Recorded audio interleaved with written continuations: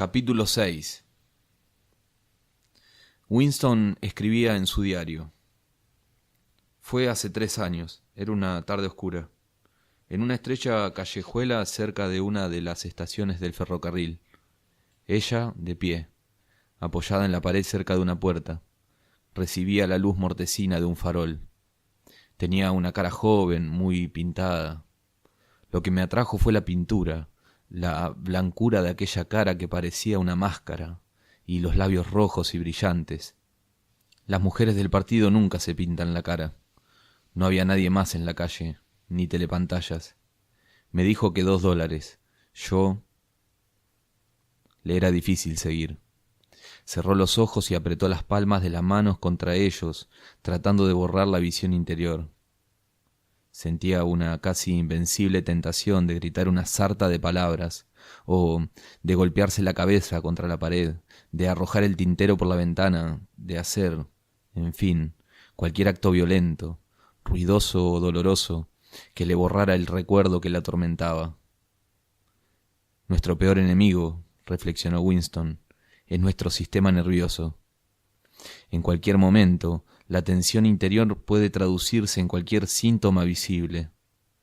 Pensó en un hombre con quien se había cruzado en la calle semanas atrás, un hombre de aspecto muy corriente, un miembro del partido de 35 a 40 años, alto y delgado, que llevaba una cartera de mano. Estaban separados por unos cuantos metros cuando el lado izquierdo de la cara de aquel hombre se contrajo de pronto en una especie de espasmo. Esto volvió a ocurrir en el momento en que se cruzaban. Fue solo un temblor rapidísimo, como el disparo de un objetivo de cámara fotográfica, pero sin duda se trataba de un tic habitual. Winston recordaba haber pensado entonces: el hombre está perdido, y lo aterrador era que el movimiento de los músculos era inconsciente. El peligro mortal por excelencia era hablar en sueños. Contra eso no había remedio. Contuvo la respiración y siguió escribiendo. Entré con ella en el portal y cruzamos un patio para bajar luego a una cocina que estaba en los sótanos. Había una cama contra la pared y una lámpara en la mesita con muy poca luz. Ella le rechinaban los dientes. Le hubiera gustado escupir. A la vez que en la mujer del sótano pensó Winston en Catherine, su esposa. Winston estaba casado, es decir, había estado casado. Probablemente seguía estándolo, pues no sabía que su mujer hubiera muerto. Le pareció volver a aspirar el insoportable olor de la cocina del sótano, un olor a insectos, ropa sucia y perfume baratísimo. Pero, sin embargo, atraía, ya que ninguna mujer del partido usaba perfume ni podía uno imaginársela perfumándose.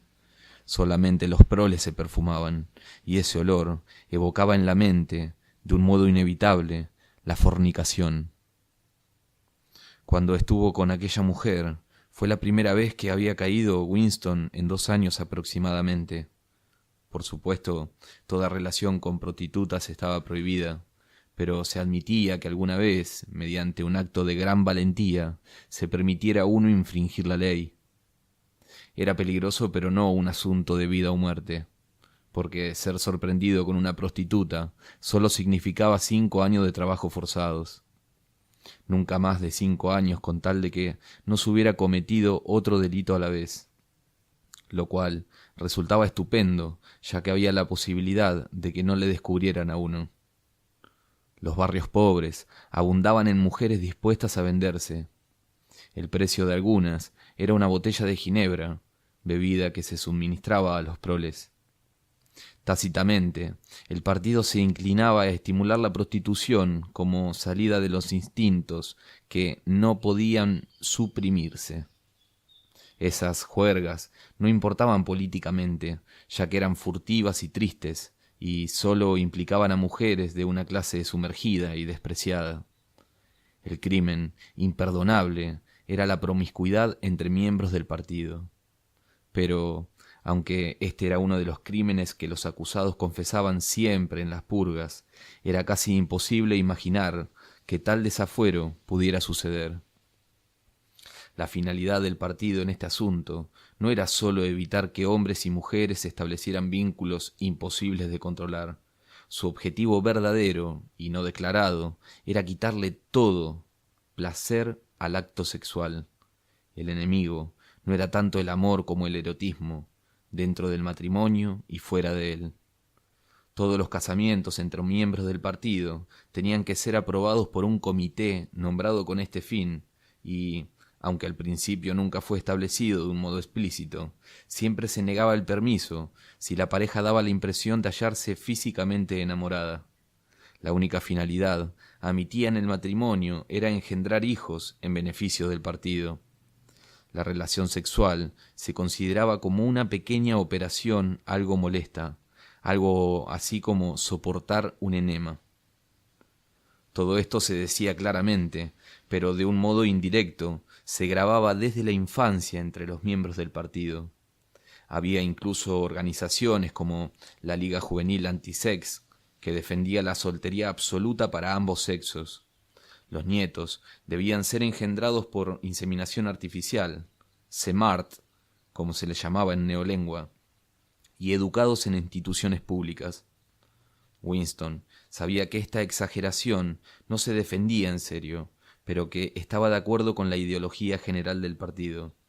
Este trataba de matar el instinto sexual, o, si no podía suprimirlo del todo, por lo menos deformarlo y mancharlo.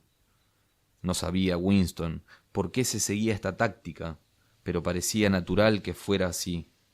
Y en cuanto a las mujeres, los esfuerzos del partido lograban pleno éxito. Volvió a pensar en Catherine. Debía de hacer 9 o 10 años, casi 11, que se habían separado. Era curioso que se acordara tan poco de ella. Olvidaba durante días enteros que habían estado casados. Solo permanecieron juntos unos 15 meses.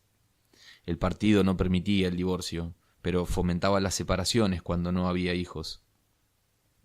Catherine era una rubia alta, muy derecha y de movimientos majestuosos. Tenía una cara audaz, aquilina, que podría haber pasado por noble antes de descubrir que no había nada tras aquellas facciones.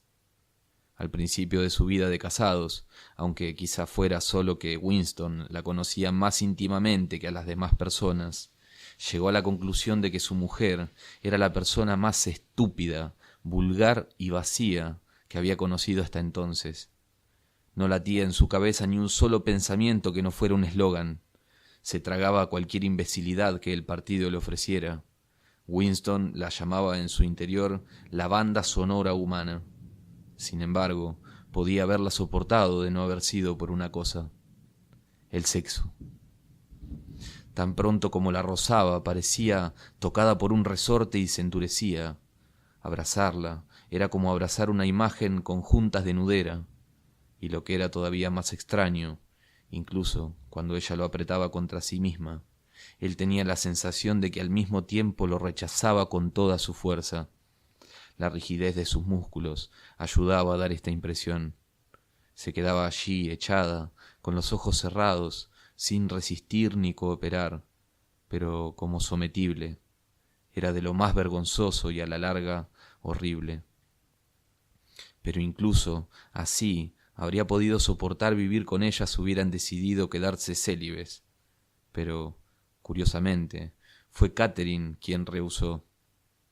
Debían, dijo, producir un niño si podían. Así que la comedia seguía representándose una vez por semana regularmente, mientras no fuese imposible. Ella incluso se lo recordaba por la mañana como algo que había que hacer esa noche y que no debía olvidarse. Tenía 2 expresiones para ello. Una era hacer un bebé y la otra, nuestro deber al partido. Sí, había utilizado esta frase. Pronto empezó a tener una sensación de positivo temor cuando llegaba el día, pero por suerte no apareció ningún niño y finalmente ella estuvo de acuerdo en dejar de probar, y poco después se separaron. Winston suspiró inaudiblemente, volvió a coger la pluma y escribió: Se arregló la cama y enseguida, sin preliminar alguno, del modo más grosero y terrible que se puede imaginar, se levantó la falda. Yo... Se vio a sí mismo de pie en la mortecina luz, con el olor a cucarachas y perfume barato, y en su corazón brotó un resentimiento que incluso en aquel instante se mezclaba con el recuerdo del blanco cuerpo de Catherine, frígido para siempre por el hipnótico poder del partido. ¿Por qué tenía que ser siempre así? ¿No podía él disponer de una mujer propia en vez de estas furcias a intervalos de varios años? Pero un asunto amoroso de verdad era una fantasía irrealizable. Las mujeres del partido eran todas iguales. La castidad estaba tan arraigada en ellas como la lealtad al partido, por la educación que habían recibido en su infancia, por los juegos y las duchas de agua fría, por todas las estupideces que le metían en la cabeza, las conferencias, los desfiles, canciones, consignas y música marcial, les arrancaban todo sentimiento natural. La razón le decía que forzosamente habría excepciones, pero su corazón no lo creía. Todas ellas eran inalcanzables, como deseaba el partido. Y lo que él quería, aún más que ser amado, era derruir aquel muro de estupidez, aunque fuera una sola vez en su vida. El acto sexual, bien realizado, era una rebeldía.